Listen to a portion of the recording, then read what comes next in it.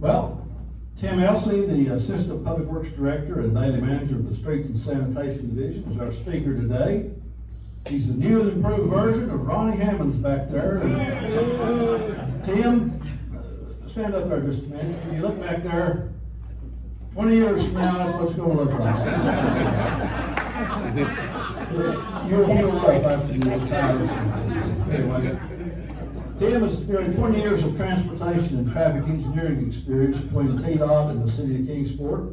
He's a registered professional engineer in the state of Tennessee. He earned both his Bachelor of Science degree and Master of Science degrees from the University of Tennessee, respectively in 2004-2008. He currently oversees the City Streets and Sanitation Division of Public Works. His division employs over 100 individuals who are responsible for a variety of tasks ranging from daily household garbage collection to mowing the city of right-of-way, managing the landfill, lots of other things. Tim is involved in project management, development of roadway plans, and review of site plans. He was born and raised and still residing in East Tennessee. He's married to Amy, and they have a 2-year-old boy named Beckett. In his free time, you'll find him on the farm. Friend of Zane's over here. And likes to watch UT sports, doing the honeydew list, other things around the farm. He's also involved with the Sullivan County Farm Bureau and cooks meals for Meals on Wheels once a month. So Tim, come and tell us how it works. Give him a warm welcome.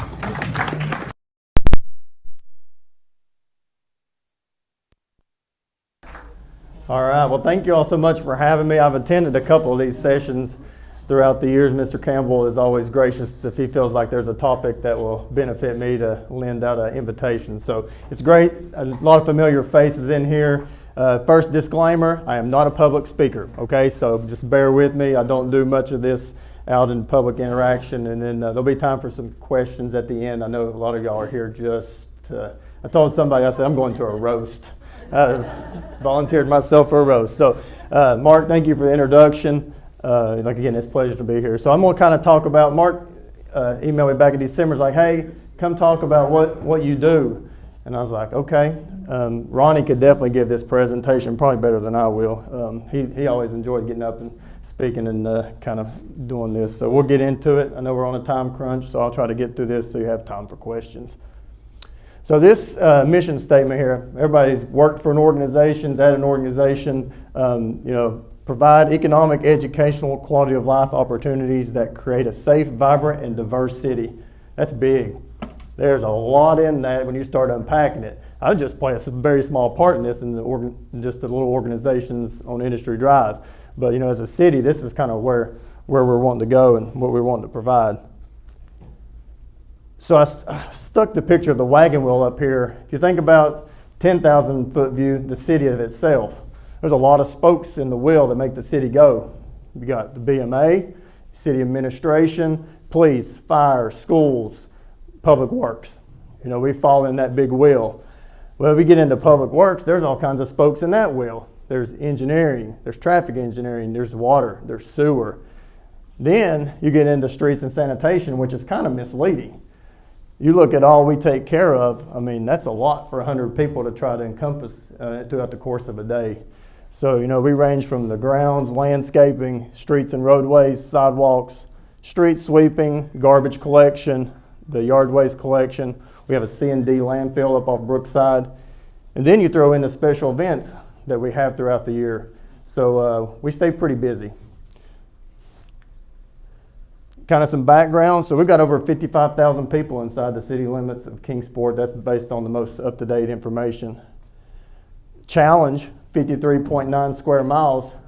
That goes from Allendale to the airport. You're talking about having inefficiencies in operations at times. You're trying to run dump trucks, sweeper trucks, these trucks that get 5 miles a gallon, don't operate real well, high speeds, trying to traverse the city at times, that can be quite the challenge. So core functions kind of ties in with that mission statement, presentation and functionality of the city. Collaboration with other departments. Planning department, reviewing site plans, working with KPD on issues. We all have to kind of work together. Regulatory agencies, we don't get away from regulatory. We've got a landfill, so I have TDEC.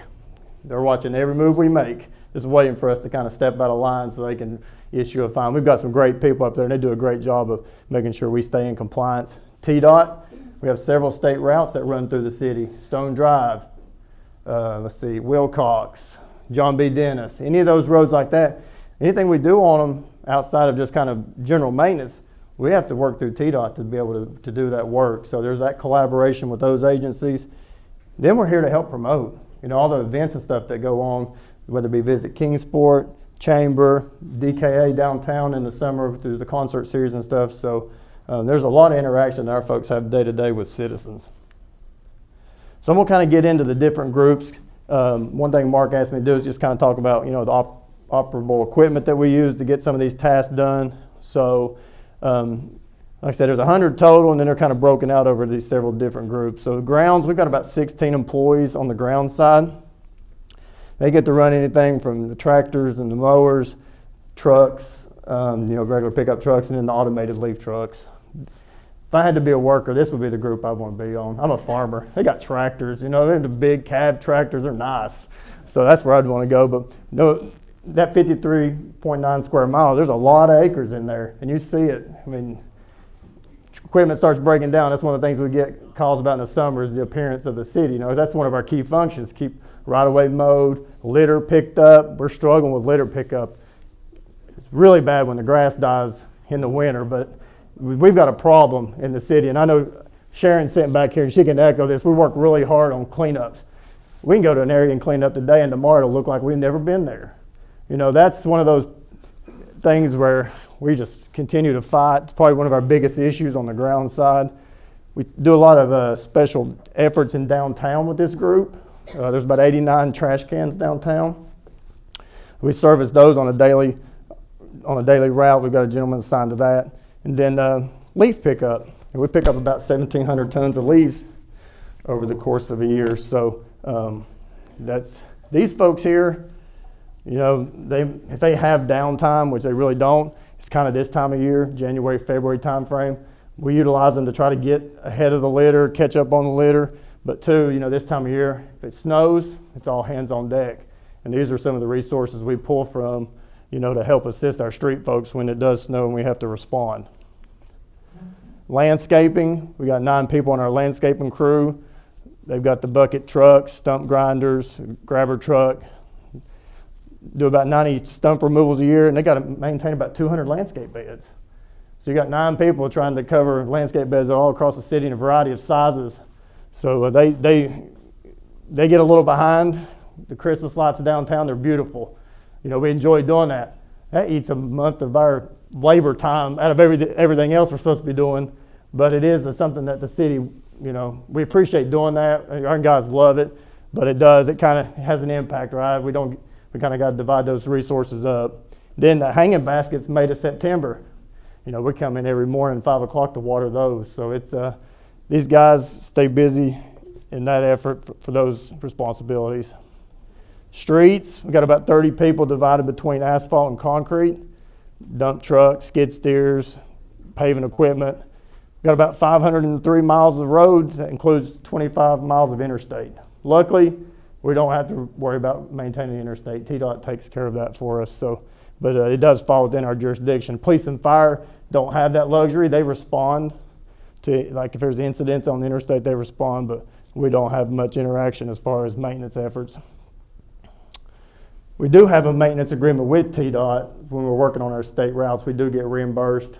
I think it's about a $250,000 a year contract through them for any potholes. If we salt state routes during the winter, anything like that, we do get reimbursed for them for those efforts. And so just talking about snow, that's the least favorite part of this job, mine personally, snow. It's fun when you're a kid, you get to miss school. Of course, now with virtual learning, I don't know if you get to miss school. You get snow days, but there's a huge burden in our department that comes, and Ronnie can echo this, when they start calling for snow, it's all hands on deck. We got emergency personnel need to be able to respond, get people to hospitals. Schools want to operate in person. Y'all want to get to work. People want need to move goods. There's business impacts with that. So, our city's divided up into 11 state route zones and then 19 neighborhood zones. hot topic. This has been discussed, probably almost beat to death for the last few years. I know the mayor gets a lot of comments about paving, and I probably get the second most comments about about paving. We've made a huge stride since 2018. The board made a cognizant effort to start putting some dedicated resources towards our roadway maintenance.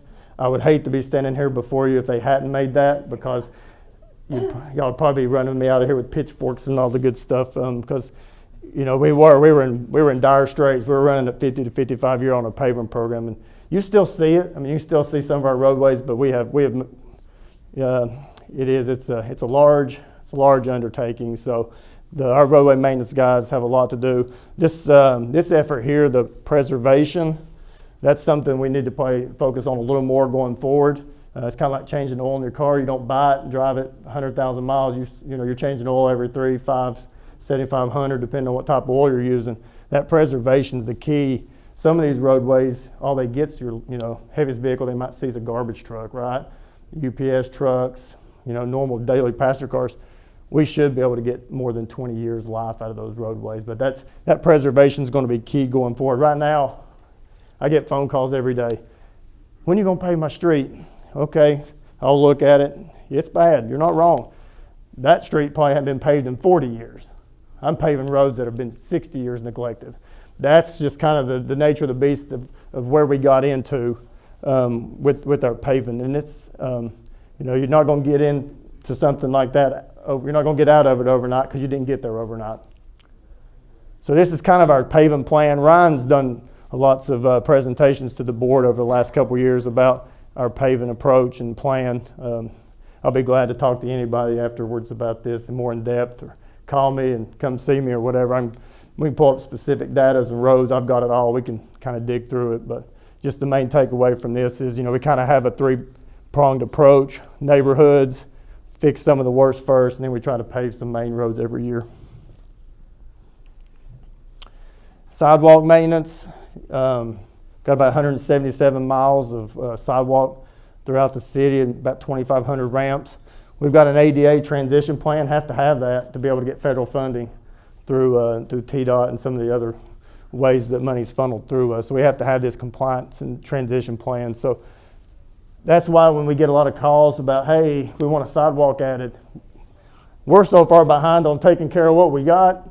We're really not to a place where we really need to be adding anything else. So you'll kind of hear us say that we're not there, and we're probably still a few years away from even entertaining the idea of probably adding additional sidewalk infrastructure. Street cleaning. This kind of has a 2-pronged approach. It is an aesthetic, but there's also a stormwater side to that, trying to keep debris from getting into the stormwater system, which winds up in the creeks, which winds up in the rivers, which winds up in the lakes, which winds up in the ocean, right? We're trying to do our part. So we've got 5 guys that are dedicated to sweeping the city on a route process. Downtown is swept daily. Sanitation, this is our household garbage.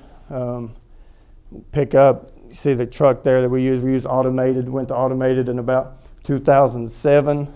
So there's 19 employees that kind of run different types of equipment, and we collect about 23,500 tons of garbage a year. Our yard waste, bulky collection, run that bi-weekly. There's 10 folks that operate those trucks there, and we collect about 10,000 tons yearly of, most of that's yard debris, big grass clippings, limbs, and every now and then you'll see some, if somebody tears out a bathroom, you may sit your cabinets, toilet, that type of stuff out on the curb line. We don't pick up many appliances and stuff. There's folks that have figured out the city route, and so that most of the time the white metals and stuff get picked up long before we get there. Those guys that collect scrap metal and sell it.